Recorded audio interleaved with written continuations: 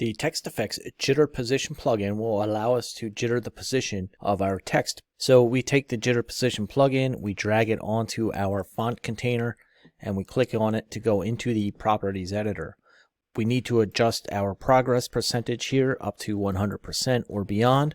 And once we do that, you can see that it now starts to jitter the position of our font. We have a progress type, an absolute and a relative. Again, we have our direction, with normal being the default selection. We also have the opposite, random, static, wave, center, and to center options that we can select. Now, like all the other text effects plugins, you have your effect range, the random seed, the ignore space, ignore new line, and then we have our options down here to change the text order.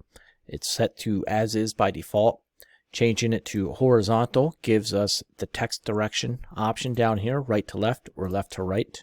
And then it also opens up our use axis, and we have each axis in here that we can select. And if you want to make it all proportional, you can choose X, Y, and Z. There's also a lock axis, which is on by default. And when you turn that off, now you have a range that opens up for each axis. A range X, a randomness X, a range Y, a randomness Y, and a range Z and randomness Z. So you can see as we do make adjustments here that it updates it here in real time in the render window. So by adjusting all the settings within your Text FX Jitter Position, you'll be able to get the animation that you want.